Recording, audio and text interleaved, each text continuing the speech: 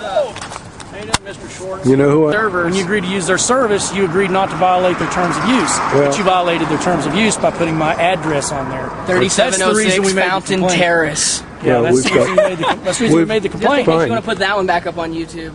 Well, we just don't want, you to violate the terms of use and put my address all over the place. No, what we're going to do is, every time you videotape, we'll just keep yelling our address out. And then YouTube will have no choice but to take it down. Well, I ain't worried about it. I'm not worried about it. Put something on YouTube. They're only for whatever they think right, nobody else. I have options. And we remember at the Pride Fest when you said, "Oh, you were mocking," and you said, "Oh, your map is down." We noticed. You thought that was funny, but when your YouTube came down, you didn't like it. Oh, hypocritical. You going in there to film their adultery tonight?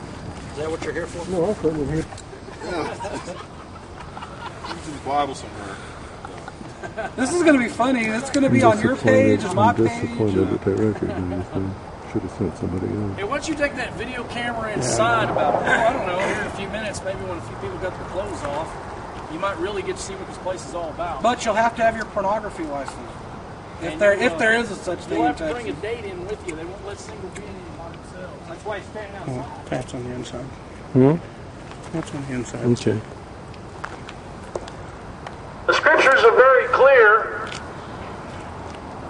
It says that let all those who name the name of Christ depart from iniquity.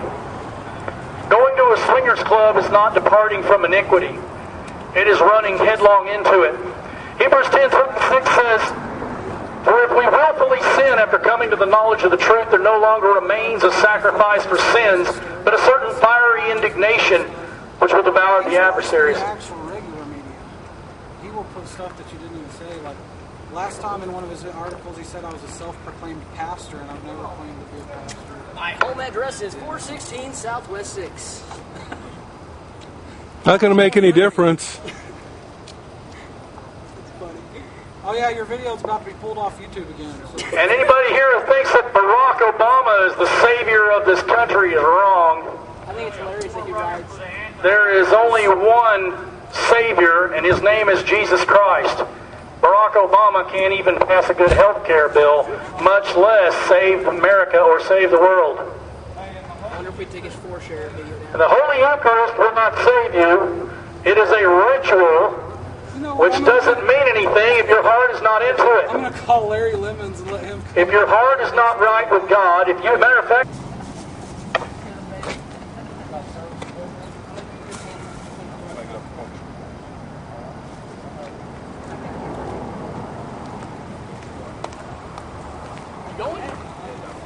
Good fight. Bless y'all. 1215 Southwest Western. Hebrews 10:26. I want to mark this one down. Amen. Read it. If we sin willfully, after we receive the knowledge of the truth, there's no longer remains a sacrifice for sin, Hold on, I got but certain fearful expectation of judgment. 16. Just the thing people hate. Judgment. And fiery indignation, which will devour the adversaries. What's happening, man? You leaving? Why are you leaving, man? I ask you guys to be kind enough to say your name and then spell your name. Randall Sammons, RANDALLSAMMONS. Okay. Robin Sammons, ROBIN. Thank you. Okay. Now,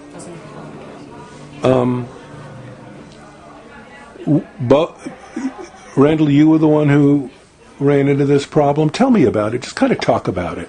Well, it started out, basically one of the guys at work, his mother does the Raven Ministry stuff? Yes, she goes to New Orleans and preaches at the people that go to New Orleans. And he found out that I was in the lifestyle.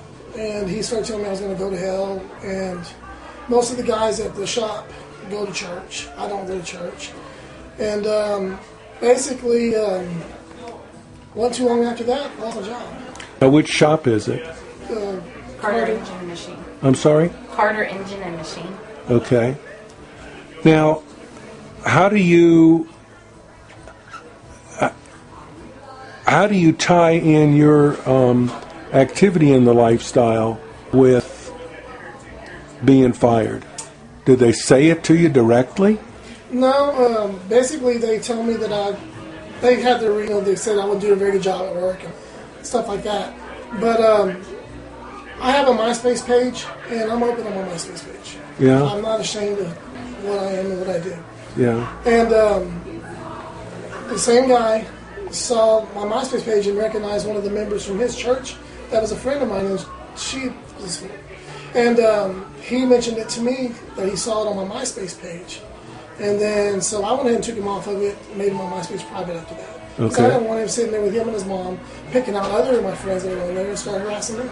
Right. And that's it. And then after he got fired from his job and he applied for unemployment, it took forever for his unemployment to be approved. And then whenever he finally called and talked to him and said, "Hey, what's taking so long?" And they said, well, they read him this long report about what his boss had said, all these lies, he's always late, he was always, never did his job, they had to reprimand him all the time, and then said that and one of the reasons was that he was in the lifestyle. They said that I was planning parties for swinger parties at work. Yeah. They say that again, sir? They said that I was planning swinger parties at work. I see. Hey, how long had you been working for them? 13 Almost years. 13 years, since 1997. And had they given you formal evaluations before? No. Nothing he had signed. No. No reprimands. And that was something that they had even asked from the Employment Commission, the Unemployment Office, had asked him if he had ever had any written reprimands that he had to sign, saying that he had done all these things wrong, and he hadn't. So That's why he was granted unemployment. So you did win your unemployment case. Yes. Now, are you still? What is your job? Are you a machinist or are you a mechanic or what? Well, what I did, I ran the vat room this time, and also I'm sorry. Slow down a little bit. Say it again. I ran the vat room, and also machined in the block. So yeah, I was a machinist. Okay. All right. I did 2 different jobs. Okay. What else? Are you still out of work? Yes. I put in at least 5 applications in a week since this. Yeah. And I am not finding a job at all. And you figure, No someone phone calls, with no 13 nothing. years of background would be able to get a job pretty quick. And now I'm wondering if my boss is giving me bad references at work because I cannot get a job. And I'm wondering if the lifestyle's coming up whenever he talks to them. I mean, it's 13 years. But Rob, you are working for now. Yes. And what are you going to do when John Chandler changes hands, when that dealership? I'm going to stay there if I can. I mean, Yeah. we've all been told that we're allowed to stay, Okay. and nobody else wants my job. So What do you do? I'm a cashier. Oh, okay. How badly has this hurt your family? That is, your. Financially. Well, that's what I mean. Yeah. We had made plans. She was going to go to college. And I was going to quit schooling, quit work and go to school full time. And school started on August the 24th. He got fired on August the 12th. 11th. So it pretty well just, I couldn't quit then because there was going to be no income coming into the house to where I could go to school full time. So I struggled trying to go to school full time, work full time, and just couldn't do it. I ended up having to drop my classes. I just could not handle the load. So now we're even more of a pickle there, too. Yeah, because now I owe $4,500 in loans because I could not handle both class load and workload. Now, unemployment is helping out, but it's not what I was making. It's by no means. And another thing that's really odd about the unemployment is he worked there 13 years but only got $5,000. Yeah, $5,000 in unemployment. And we've talked to other people that had, a year's worth of job time with $10,000 worth of unemployment. Hang on a second. Tell me about.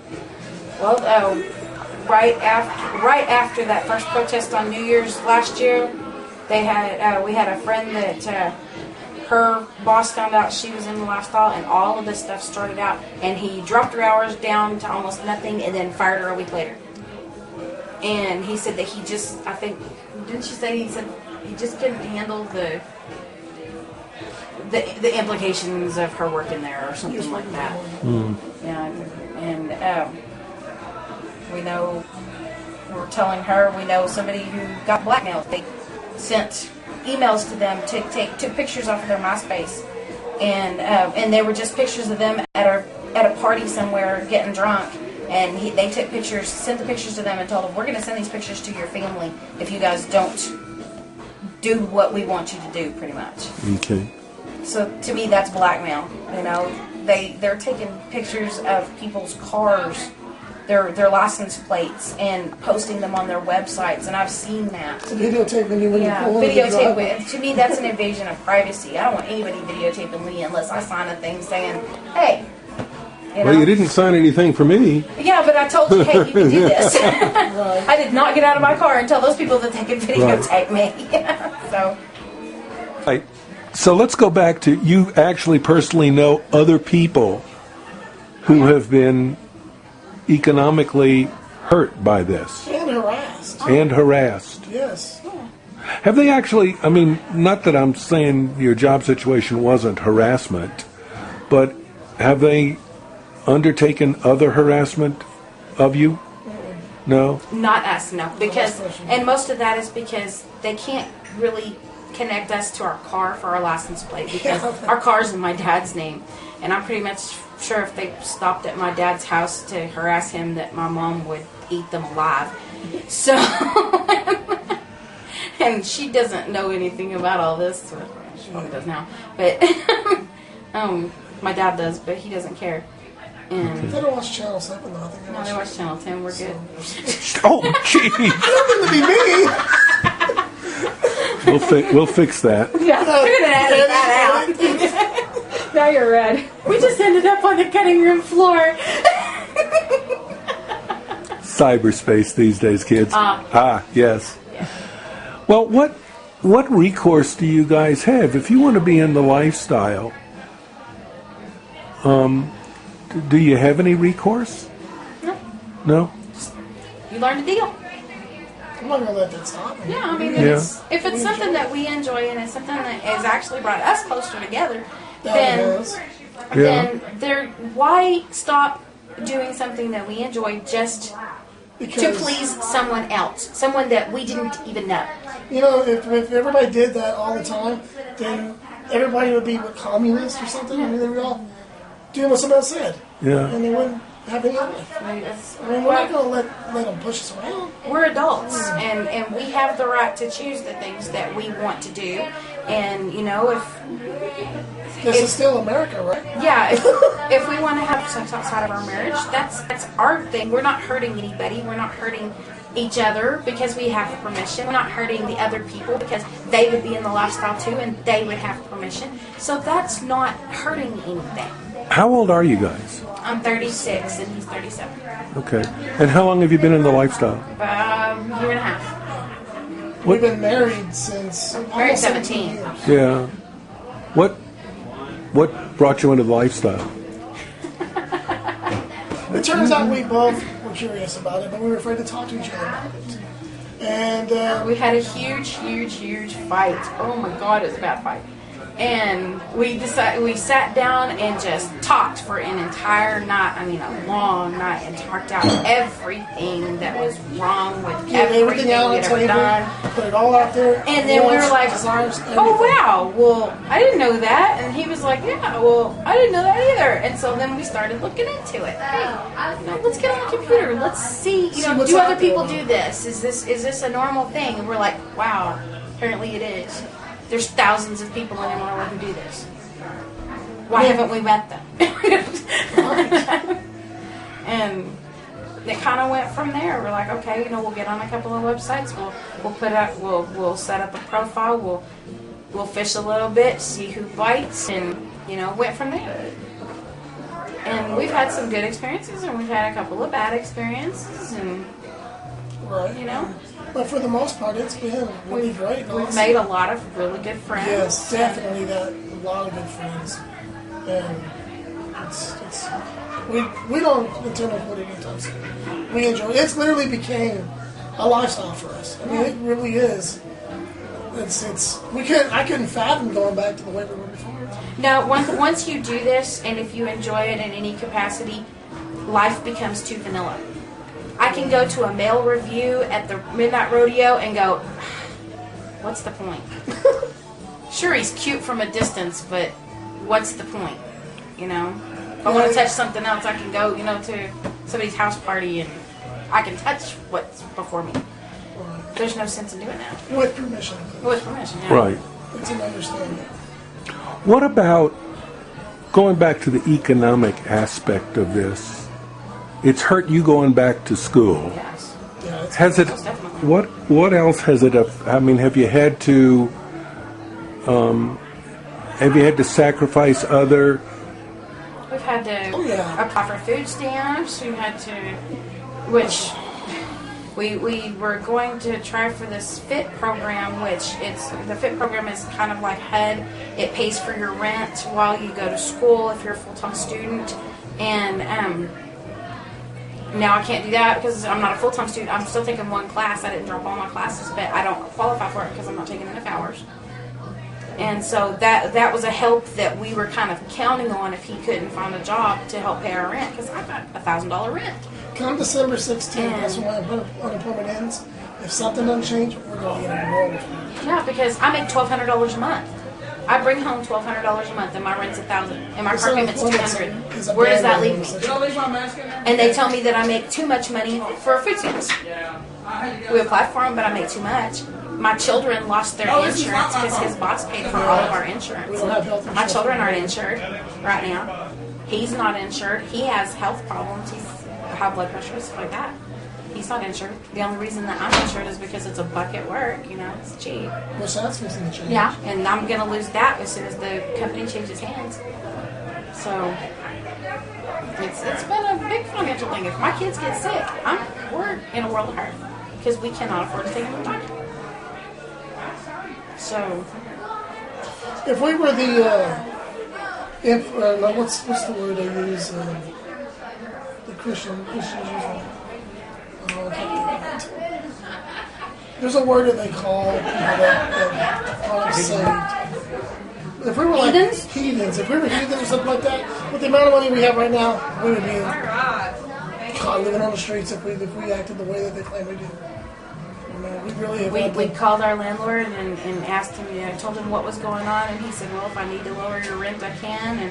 And until he gets a job, he's lowered our rent a little bit just so we can live. He helped us out. But it was two months before you got unemployment, so 2 months without his paycheck, and he made twice what I make. So that was a big cut. And hard to buy. So you went from $3,600 a month income to $1,200 a month income. Yeah. Not counting the unemployment, which can't amount to much, right? It's $600 every 2 weeks. So that's $1,200. So you went from 36 to 24. That's a loss of 1/3 your income. Yeah. Plus the insurance, which plus going the out buying the insurance these days. Ridiculous. Yeah, if I were to get insurance just on me and him at work, it would be $250 a week out of every paycheck. Now here's another crazy thing. The amount of money we're making is not enough to buy insurance, but it's too much to get CHIP or Medicaid or food stamps. So or anything we're else really for my in a kids. serious pickle right now. And I'm gonna go to college, and I'm gonna hopefully get a good job. And I'm not gonna lie around and wait. You both are high school graduates? I am. He is not. He took all the GED classes and missed one test, so he didn't get his GED. Which I'm working on getting that taken care of. Sure. And I'm so sorry for you Got the off guys. time, might as well. You don't get it taken care of and out of the way. Yeah. Because he hates doing housework. I'm so sorry. I really am. It's not your fault. You didn't do it. You didn't do it. But I can be sympathetic. Sure.